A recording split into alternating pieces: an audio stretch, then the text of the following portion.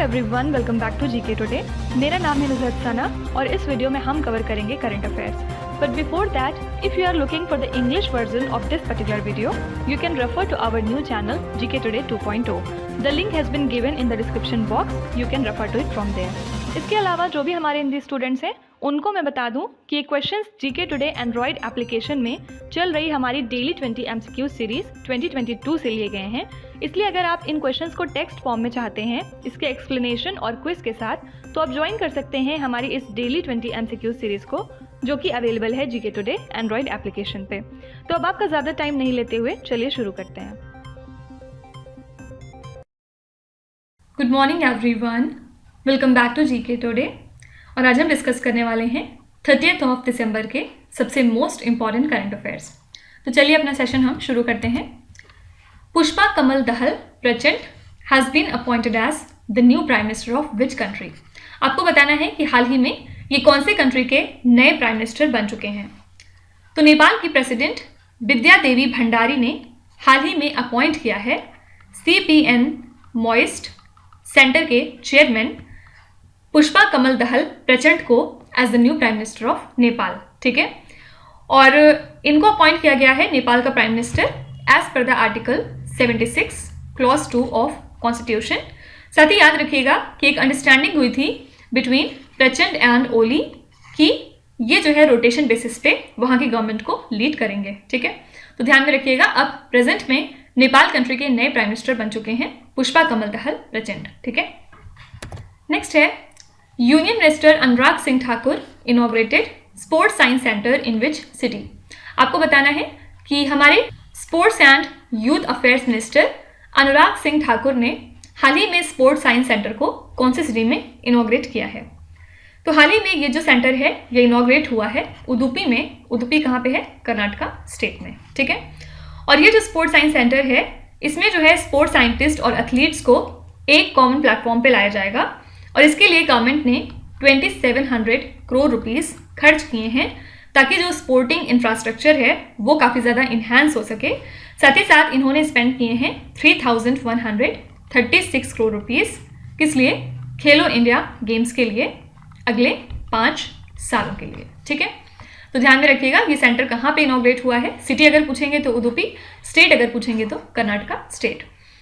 इसके अलावा अनुराग सिंह ठाकुर की बात करें तो कुछ दिनों पहले इन्होंने एक डैशबोर्ड भी लॉन्च किया है खेलो इंडिया के लिए, इफ यू रिमेंबर। ठीक है, देखिए इसके अलावा एक नई रिसर्च के मुताबिक जो अंटार्कटिका की नेटिव स्पेशीज है, for example emperor penguin specially यहाँ पे, इनकी 2/3 पॉपुलेशन ऐसी है जो अंडर थ्रेट ऑफ एक्सटिंक्शन में जा चुकी है। मतलब इनका जो मेजर पॉपुलेशन है वो डिक्लाइन कर जाएगा बाय द ईयर 2100। ठीक है, ऐसा माना गया है।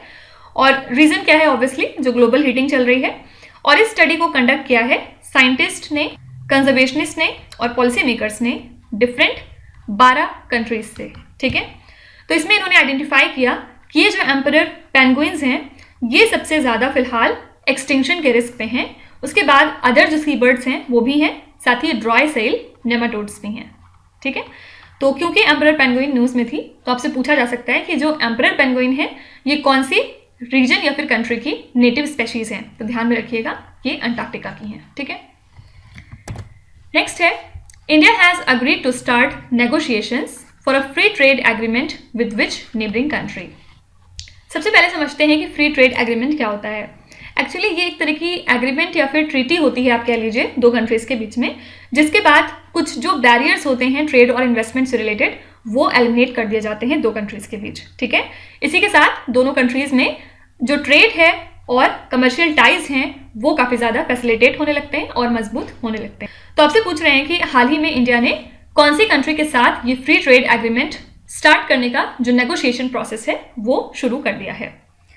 तो याद रखिएगा इंडिया और बांग्लादेश कंट्री ने शुरू कर दिया है negotiation for this free trade agreement. और ये डिसीजन लिया गया है एक मीटिंग के दौरान बिटवीन हमारे commerce and industry minister Piyush Goyal और इनके बांग्लादेशी काउंटरपार्ट कौन थे? टीपू मुंशी। ठीक है। और ज्वाइंट फिजिबिलिटी स्टडी फिर कंडक्ट की गई on the comprehensive economic partnership agreement, जब दोनों कंट्रीज एग्री हो गई कि वो इस ट्रेड पैक्ट को साइन करना चाहते हैं, ठीक है। और प्रेजेंट में अगर बायलैटरल ट्रेड की बात करें इंडिया और बांग्लादेश कंट्री की, तो वो हो चुकी है $18.2 बिलियन इन 2021 टू 22, ठीक है। तो ध्यान में रखिएगा ये दो कंट्रीज कौन सी हैं जो फ्री ट्रेड एग्रीमेंट स्टार्ट करने वाली हैं, तो ये कंट्रीज हैं इंडिया और बांग्लादेश। नेक्स्ट है, India has plan to drop the use of US dollar euro in the bilateral trade with which country. तो हाल ही में इंडिया ने डिसाइड किया है कि वो अब US डॉलर और यूरोस को बायलैटरल ट्रेड में यूज नहीं करेंगे कौन सी कंट्री के साथ। तो ये डिसीजन लिया है रशिया और इंडिया ने, ठीक है। तो फाइनली इन्होंने डिसाइड किया है कि अब US डॉलर और यूरो को रिप्लेस करके अपने बायलैटरल ट्रेड में ये यूज करेंगे रूपी और रूबल को, ठीक है। रूबल करेंसी होती है रशिया की, और याद रखिएगा 1 rouble is equal to 1.16 rupees. और ऐसा क्यों किया जा रहा है? ऑफिशियल के मुताबिक जो ट्रेड का इम्बैलेंस है बेसिकली उसको मेंटेन करने के लिए, ठीक है। तो ध्यान में रखिएगा इंडिया और रशिया अब से US डॉलर और यूरो को इग्नोर करके इंडियन रूपी और रूबल में ट्रेड करेंगे, ठीक है। देखिए इसके अलावा हाल ही में central board of indirect taxes and the customs ने फॉर्म किया है custom central excise and service tax settlement commission, ठीक है। क्या नाम बताया इसका?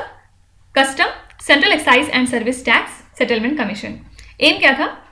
जो नोटिसेस हैं जो कि इशूड होती हैं under the custom act, central excise act and service tax रजीम, उनको रिजॉल्व और सेटल करना। और इस मूव से होगा क्या, जो केसेस हैं under the old indirect tax रजीम उनका स्पीडी डिस्पोजल होगा, मतलब वो जल्द सेटल आउट हो जाएंगे, ठीक है। तो अगर इन केस आपसे पूछते हैं कि कौन सी इंस्टीट्यूशन है जिसने हाल ही में एक central excise and service tax settlement commission form किया है, तो ध्यान में रखिएगा ये है central board of indirect taxes and the customs. Next है, which multinational company has approached national company law appellate tribunal against competition commission of India order on unfair business practices. आपको बताना है कि कौन सी मल्टीनेशनल कंपनी है जो कि NCLAT को अप्रोच कर चुकी है। रीजन क्या है?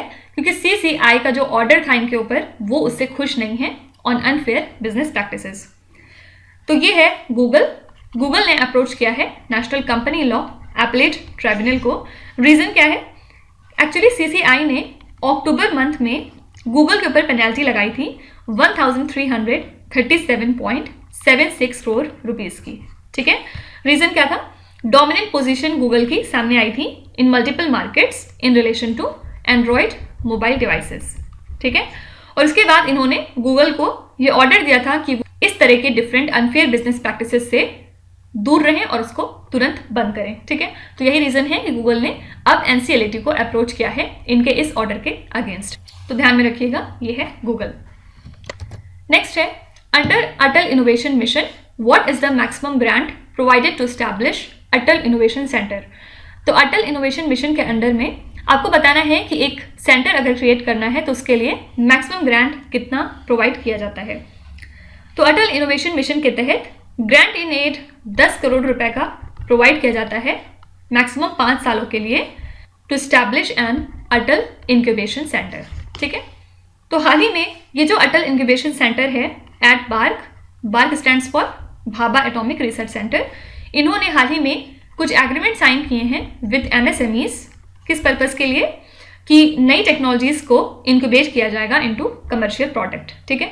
तो बस ध्यान रखने वाली बात क्या है कि अगर आपको अटल इंक्यूबेशन सेंटर स्टैब्लिश करना है तो मैक्सिमम ग्रांट आपको मिलेगा 10 करोड़ रुपए का, जो कि 5 सालों के लिए होता है, ठीक है। नेक्स्ट है, which country has banned the women from working for domestic and foreign NGOs। कौन सी कंट्री ने हाल ही में वुमेन को बैन कर दिया है कि वो किसी भी तरह के डोमेस्टिक और फॉरेन NGOs के लिए अब काम नहीं कर सकती हैं? ये कंट्री है अफगानिस्तान। तो यहाँ पे तालिबान ने हाल ही में वुमेन को बैन किया है कि अब वो domestic and foreign non governmental organisations में वर्क नहीं कर सकती हैं अफगानिस्तान कंट्री में, ठीक है। और इस ऑर्डर को बहुत ज़्यादा कंडेम किया है यूनाइटेड नेशंस ने, क्योंकि इनके अकॉर्डिंग ये जो वुमेन के फंडामेंटल राइट्स हैं उनका वायलेशन है। और इसके अलावा कुछ दिनों पहले तालिबान ने जो फीमेल स्टूडेंट्स है अफगानिस्तान में उनको यूनिवर्सिटीज से भी बैन किया था, इफ यू रिमेंबर, ठीक है। तो याद रखिएगा ये कंट्री है अफगानिस्तान। नेक्स्ट है, Sitiveni Rabuka has been elected as the prime minister of which particular country? ये एक इंपॉर्टेंट क्वेश्चन है। तो सितिवेनी रबुका हाल ही में नए प्राइम मिनिस्टर बन चुके हैं फिजी कंट्री के, क्योंकि पीपल्स अलायंस पार्टी ने मेजॉरिटी हासिल कर ली थी और इन्होंने बैक ऑफ कर दिया था सोशल लिबरल डेमोक्रेटिक पार्टी को। ठीक है, कुछ दिनों पहले अगर आपको याद हो तो फिजी में जनरल इलेक्शंस हुए थे, लेकिन उसमें किसी की भी क्लियर मेजॉरिटी नहीं थी, जिसकी वजह से यहाँ पे जो फ्रैंक बैनिमरामा है इनको जो है इनकम्बेंट प्राइम मिनिस्टर बना दिया गया था। लेकिन अब फाइनली इनका जो रेन है as a leader of Fiji ये 16 साल के बाद खत्म हो चुका है और ये प्राइम मिनिस्टर बनाए गए थे आफ्टर अ कूप इन 2006। ठीक है, तो ध्यान में रखिएगा अब प्रेजेंट में फिजी के नए प्राइम मिनिस्टर हो चुके हैं सितिवेनी रबुका। देखिए इसके अलावा लगभग 38 लोगों की डेथ हो गई है in the incident related to powerful Arctic winter storm. कहाँ पे? यूएसए में। ठीक है, और लगभग 3200 किलोमीटर्स तक ये स्टॉर्म हिट किया था फ्रॉम टेक्सास टू क्यूबेक। ठीक है, और 200 मिलियन लोग ऐसे थे कंट्री में जिनको किसी भी तरह की बिजली नहीं मिल पाई इसकी वजह से। साथ ही बहुत सारी फ्लाइट्स को कैंसिल किया गया वहाँ पे, और 8 मिलियन लोग स्टिल ऐसे हैं जिनको सिर्फ ब्लिजार्ड की वार्निंग देके छोड़ दिया गया है, उनके लिए कुछ और अरेंज नहीं हो पाया है। ठीक है, तो यूएस की नेशनल वेदर सर्विस के मुताबिक ये अब तक का वर्स्ट विंटर वेदर रहा उनका। ठीक है, तो अगर आपसे पूछते हैं कि कौन सी कंट्री है जो सबसे ज्यादा हिट हुई है by the Arctic winter storm, याद रखिएगा ये कंट्री है यूएसए। तो कई बार इस तरह के छोटे क्वेश्चन भी एग्जाम में पूछे जाते हैं, तो ये मत सोचिएगा कि ऐसे क्यों बता रही हैं 38 पीपल डेड और इतने लोग यहाँ से शिफ्ट हुए कहीं और। ये सब भले आपको छोटी न्यूज़ लग रही हो, लेकिन कई बार आपके एग्जाम में आ जाती है। ठीक है, तो इस तरह के साइड पॉइंट्स में जो भी चीज़ें मैं कवर करती हूँ वो थोड़े से कम इंपॉर्टेंट होते हैं, लेकिन स्टिल आपके एग्जाम में आ सकते हैं, तो उनको किस फॉर्म में पूछा जा सकता है आपको मैं वो भी बता देती हूँ। ठीक है, नेक्स्ट क्वेश्चन है which country has announced that it will no longer publish the daily COVID numbers? कौन सी कंट्री है जिसने हाल ही में अनाउंस किया है कि अब वो अपने डेली कोविड नंबर्स को पब्लिश नहीं करेंगे? तो चाइना के नेशनल हेल्थ कमीशन ने हाल ही में ये अनाउंस कर दिया है कि अब वो अपना डेली जो डेटा है कोविड-19 केस फिगर्स का वो पब्लिश नहीं करेंगे। ठीक है, और जो हेल्थ एजेंसी है चाइना की वो इन नंबर्स को पब्लिश कर रही है पिछले 3 सालों से, और अब ये भी नहीं पता है कि हाउ फ्रिक्वेंटली चाइना जो है इस कोविड इन्फॉर्मेशन को अपडेट करेगी। ठीक है, जो भी वहाँ की रेलिवेंट कोविड इन्फॉर्मेशन रहेगी वो सिर्फ और सिर्फ पब्लिश की जाएगी by the Chinese centre for disease control and prevention for reference and research. ठीक है, बाकी किसी भी तरह के डेली कोविड नंबर्स को अनाउंस नहीं किया जाएगा। याद रखिएगा ये कंट्री है चाइना। नेक्स्ट है who is the only Indian player in the top 25 in the Forbes annual list of the highest paid female athlete in the world? ये क्वेश्चन बहुत इंपॉर्टेंट है। आपसे पूछ रहे हैं कि कौन सी इकलौती इंडिया की प्लेयर हैं जो फोर्ब्स की annual list of highest paid female athlete की टॉप 25 में फीचर हो चुकी हैं। एक्चुअली फोर्ब्स की जो रिपोर्ट होती हैं वो काफ़ी इंपॉर्टेंट होती हैं। तो अभी मुझे ध्यान आ रहा है कि जो हम लोग रिवीजन स्लाइड करते हैं लास्ट में, उसमें कल मैं एक कैटेगरी फोर्ब्स के नाम से इंक्लूड कर ले रही हूँ। ठीक है, तो उसमें जो भी फोर्ब्स की रिपोर्ट या फिर लिस्ट रिलीज हुई हैं उनमें हम लोग रैंकिंग्स को एक बार रिवाइज कर लेंगे। ठीक है, तो यहाँ पे याद रखिएगा कि Indian badminton star PV Sindhu जो है फीचर हुई हैं, और ये इकलौते इंडिया की प्लेयर हैं जो कि इस लिस्ट में टॉप 25 में मौजूद रहीं। ठीक है, तो इन्होंने $7 मिलियन कमाए हैं इस साल में, और इन्होंने सिंगल्स गोल्ड और डबल सिल्वर जीता है एट द कॉमनवेल्थ गेम्स जो कि हुए थे बिर्मिंघम में। ठीक है, और याद रखिएगा इसमें फर्स्ट पोजीशन पे कौन सी स्पोर्ट्स पर्सन रही, तो ये हैं नाओमी ओसाका। नाओमी ओसाका कौन सी कंट्री से हैं? ये हैं जापान से। ठीक है, इन्होंने इस लिस्ट को टॉप किया है 3री बार लगातार। फाइन, तो 2 बातें इंपॉर्टेंट है इसमें, इंडिया से इकलौती कौन सी प्लेयर रही? पीवी सिंधु, और इसको टॉप किसने किया है? नाओमी ओसाका ने, जो कि जापान से बिलोंग करती हैं। नेक्स्ट है 7-year-old गेटो सोरा who was seen in the news recently plays which sport? आपको बताना है कि गेटो सोरा कौन से स्पोर्ट से एसोसिएटेड हैं। तो इंडिया के बडिंग बैडमिंटन प्लेयर गेटो सोरा ने हाल ही में जीत लिया है junior international badminton championship title जो कि हुआ था मलेशिया में। ठीक है, और ये इनका 2nd इंटरनेशनल बैडमिंटन टाइटल है पिछले 2 महीनों में। तो कौन से स्टेट से बिलोंग करते हैं ये? अरुणाचल प्रदेश से, और ये यंगेस्ट हैं to clinch an international title. और इसके पहले इन्होंने मल्टीनेशनल BTY योनेक्स सिंघा चैंपियनशिप भी जीती है, जो कि कहाँ पे हुई थी, थाईलैंड में। ठीक है, तो ध्यान में रखिएगा कौन से स्पोर्ट्स से रिलेटेड है, बैडमिंटन से, और किस वजह से न्यूज़ में है, क्योंकि हाल ही में इन्होंने जीत लिया है जूनियर इंटरनेशनल बैडमिंटन चैंपियनशिप। इसके लिए वेन्यू था मलेशिया। अच्छा, आपको बताना है कि कौन सा इंडिया का इंस्टीट्यूट है जिसने डिसाइड किया है कि वो अपना एक इंजीनियरिंग इंस्टीट्यूट सेटअप करेंगे मलेशिया कंट्री में। ये कल हमने बात करी थी। आपको उस इंस्टीट्यूट का नाम कमेंट्स में मेंशन करना है। लास्ट क्वेश्चन है, शहरी विकास प्राधिकरण is the official portal of which state. आपको बताना है कि ये कौन से स्टेट का ऑफिशियल पोर्टल है।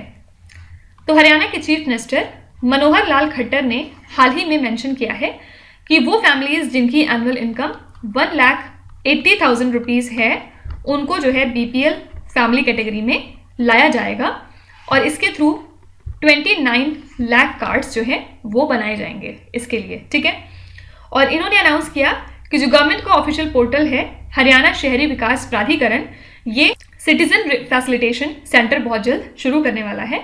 इसके अलावा ये हरियाणा जो स्टेट है ये सेलिब्रेट करेगा 2023 को एज अंत्योदय आरोग्य वर्ष। ठीक है, और अंडर द चिरायु योजना 29 लाख फैमिलीज को हेल्थ इंश्योरेंस प्रोवाइड किया जाएगा। ठीक है, तो ये कुछ बातें हो गई हरियाणा स्टेट गवर्नमेंट से रिलेटेड। याद रखिएगा शहरी विकास प्राधिकरण हरियाणा स्टेट का ऑफिशियल पोर्टल है। देखिए, इसके अलावा ये भी आपसे पूछा जा सकता है कि कौन सा स्टेट है जो 2023 को अंत्योदय आरोग्य वर्ष के रूप में सेलिब्रेट करेगा, तो ये भी है हरियाणा स्टेट। तो ये हो गए हमारे सबसे मोस्ट इंपॉर्टेंट करंट अफेयर्स आज के, और अब हम चलते हैं हमारे रिवीजन सेशन की तरफ। कौन सी 3 कैटेगरीज देखेंगे आज हम। सबसे पहले हम कवर करेंगे कुछ इंपॉर्टेंट इनॉग्रेशंस, जो चीज़ें हाल फिलहाल इनॉग्रेट हुई हैं। ठीक है, उसके बाद सेकंड में हम देखेंगे कुछ अवार्ड्स एंड ऑनर्स, और थर्ड पे हम रिवाइज करेंगे होस्ट एंड कॉन्फ्रेंसेस। चलिए इनॉग्रेशन से शुरू करते हैं। Which country inaugurated it's first liquefied natural gas terminal. कौन सी कंट्री है जिसने अपना पहला liquefied natural gas terminal inaugurate किया है। ये है कंट्री जर्मनी। ठीक है, और रीज़न क्या है, क्योंकि ये सेल्फ रिलायंट होना चाहते हैं और अब ये रशिया के ऊपर डिपेंड बिल्कुल भी नहीं होना चाहते हैं फॉसिल फ्यूल इंपोर्ट्स के लिए। ठीक है, ICMR national animal resource facility for biomedical research has been inaugurated in which Indian city. ये जो रिसर्च फैसिलिटी है ये हाल ही में इनॉग्रेट की है हमारे minister of health and family welfare ने। कौन है, मिस्टर मनसुख मांडवीय, और कहाँ पे करी है इनॉग्रेट, हैदराबाद सिटी में। Chief justice of India D.Y. Chandrachud inaugurated the 10 district code digitisation hubs in which Indian state. तो हमारे चीफ जस्टिस ऑफ इंडिया ने 10 डिस्ट्रिक्ट कोड डिजिटाइजेशन हब्स को इनॉग्रेट किया है हाल ही में। कहाँ पे, उड़ीसा स्टेट में। ठीक है, और इसी के साथ अब 15 टोटल हब्स फंक्शनल हो चुके हैं इस स्टेट में। ठीक है, D.Y. चंद्रचूड़ की बात करें तो ये हमारे 50th नंबर के चीफ जस्टिस ऑफ इंडिया हैं। Prime minister Narendra Modi inaugurated the all India institute of Ayurveda in which Indian state. तो हाल ही में इन्होंने all India institute of Ayurveda inaugurate किया है गोवा स्टेट में। और इसके अलावा याद रखिएगा कि नेशनल इंस्टीट्यूट ऑफ यूनानी मेडिसिन को भी इनॉग्रेट कर दिया गया है गोवा से। कहाँ पे, गाजियाबाद में। और इसके अलावा national institute of homeopathy inaugurate किया गया है गोवा में। ठीक है, India 6th Vande Bharat train was inaugurated between Nagpur and which city.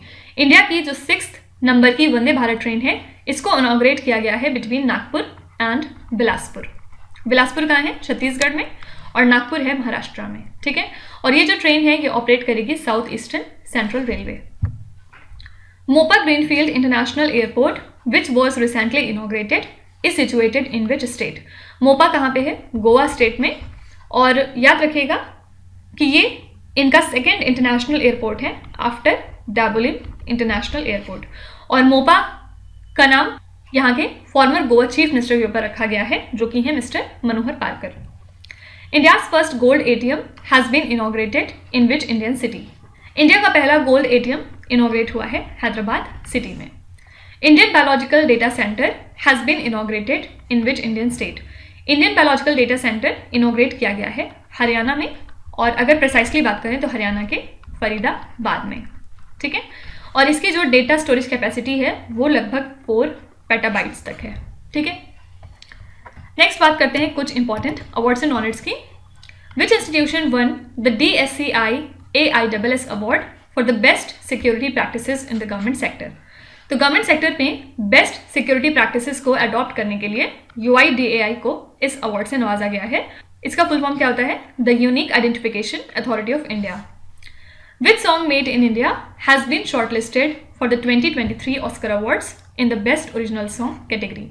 कौन सा सॉन्ग है जो इंडिया से शॉर्टलिस्ट हुआ है 2023 के ऑस्कर अवार्ड के लिए बेस्ट ओरिजिनल सॉन्ग की कैटेगरी में? ये सॉन्ग का नाम है नातू नातू, ठीक है। और ये RRR मूवी से है, जो कि एक तेलुगु फिल्म है। याद रखिएगा, एक गुजराती फिल्म है जिसका नाम है चलो शो। इसको शॉर्टलिस्ट किया गया था in the best international feature film category. Who was awarded the first Rohini Nayyar prize for outstanding contribution to the rural development. किसको पहली बार रोहिणी नैयर प्राइज से नवाजा गया है इनके आउटस्टैंडिंग कॉन्ट्रीब्यूशन के लिए इन रूरल डेवलपमेंट? तो ये है सत्री चेम संगतम, ठीक है। विच scheme one the platinum icon in the digital India awards 2022 for their initiative data smart cities. तो डेटा स्मार्ट सिटीज के लिए कौन सी स्कीम है जिसको प्लैटिनम आइकन अवार्ड दिया गया है in the digital India awards 2022? ये कौन सा स्कीम है? स्मार्ट सिटीज मिशन, ठीक है। और ये वर्क करती है under ministry of housing and urban affairs. याद रखिएगा, इसको सेलेक्ट किया गया है under data sharing and the use for socio economic category, ठीक है। Which footballer won the golden boot award in the FIFA world cup 2022? तो गोल्डन बूट अवार्ड दिया गया है किलियन मुबापे को। इसके अलावा जो गोल्डन बॉल अवार्ड है ये दिया गया है लियोनेल मेसी को, और जो गोल्डन ग्लव अवार्ड है वो दिया गया है एमिलियानो मार्टिनेज को, ठीक है। और फीफा वर्ल्ड कप की बात करें तो अर्जेंटीना ने ये कप जीता है, किस कंट्री को हरा के? फ्रांस को। Who has been announced as the winner of the 2022 Stefan Edberg Sportsmanship Award? ये अवार्ड दिया गया है कैस्पर रूट को, और कैस्पर रूट कौन सी कंट्री से बिलोंग करते हैं? ये हैं नॉर्वे से। Who has been conferred with the Shri Chandrashekarendra Saraswati national eminence award? ये अवार्ड प्रेजेंट किया गया है हमारे former vice president Venkaiah Naidu ji को, ठीक है। और याद रखिएगा ये 25th एडिशन था इस पर्टिकुलर अवार्ड का। Which French food product has been recently awarded the UNESCO Heritage Status? तो हाल ही में एक फ्रांस का फूड प्रोडक्ट है जिसका नाम है बैगवेट। इसको जो है यूनेस्को का हेरिटेज स्टेटस मिल चुका है, ठीक है। और इसके अलावा 3 नई कल्चरल साइट्स हैं इंडिया से जो हाल ही में यूनेस्को के टेंटेटिव लिस्ट में शामिल हो गई हैं इनके वर्ल्ड हेरिटेज साइट की। कौन कौन से हैं ये? फर्स्ट है इसमें सन टेम्पल जो कि गुजरात का है। उसके बाद सेकेंड है इसमें वादनगर टाउन, ये भी गुजरात का है। और थर्ड नाम है इसमें rock cut relief sculpture of Unakoti, ये कहाँ पे है? त्रिपुरा स्टेट में, ठीक है। तो बेसिकली 2 जो है गुजरात की साइड थी और एक त्रिपुरा की साइड थी जो इसमें फीचर हुई हैं। फाइन। लास्ट में बात करते हैं कुछ होस्ट एंड कॉन्फ्रेंसेस की।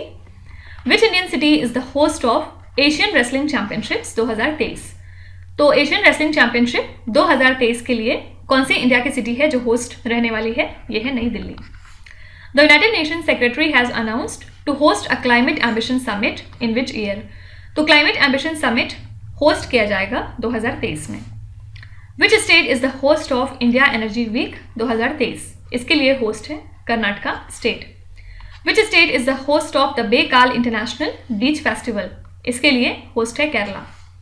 विच country is the host of United Nations biodiversity conference COP15? तो COP15 कहाँ पे हुई थी? कनाडा में ऑब्वियसली, ठीक है। और यहाँ पे अगर आपको याद हो तो Kunming Montreal global biodiversity framework को अडॉप्ट किया गया है जिसमें कि 4 लॉन्ग टर्म गोल्स हैं और 23 टारगेट्स हैं जो हमें अचीव करने हैं by the year 2030। Which city hosted the national conclave of universal health coverage? इसके लिए कौन सी सिटी होस्ट थी? ये थी Varanasi city. Which city is the host of the G20 development working group meeting? Answer हो जाएगा Mumbai. Which state or union territory is the host of 9th World Ayurveda Congress and Arogya Expo 2022? इसके लिए host है Goa. Which country is the host of the 12th World Hindi Conference? इसके लिए host था Fiji country. और इस event के लिए थीम क्या थी? Hindi from traditional knowledge to artificial intelligence, ठीक है। तो ये थे हमारे most important host and conferences जो अभी हाल फिलहाल हुए हैं और हमें ध्यान में रखने हैं। तो अब आ जाते हैं आपके क्विज पे। ये 5 क्वेश्चंस हैं जिनको आपको ध्यान से पढ़ना है और इसका जवाब आपको कमेंट्स में लिखना है। तो यहाँ पे वीडियो को पॉज करिए, एक एक करके ध्यान से क्वेश्चन को पढ़िए। जो भी आपको आते हैं वेल एंड गुड, जो नहीं आते हैं कोई भी बात नहीं। विथ टाइम डेफिनेटली आपका स्कोर इंप्रूव करेगा, बस आपको कंसिस्टेंट और परसिस्टेंट रहने की ज़रूरत है। So that's it for today. I hope you have like the session. आज का सेशन आपको कैसा लगा ज़रूर बताएगा कमेंट्स में। साथ ही साथ आपका कोई भी रिव्यू है, फीडबैक है या फिर सजेशन है तो वो भी आप हमें बता सकते हैं। हमें जानकर खुशी होगी और हम पूरी कोशिश करेंगे उसको इम्प्लीमेंट करने की। तो कल फिर हम मिलेंगे सेम टाइम सेम जगह कल के करंट अफेयर्स के साथ। Till then stay tuned. Thank you so much for watching and please do not forget to subscribe to GK Today. With this, Meenu Hatsana signing off.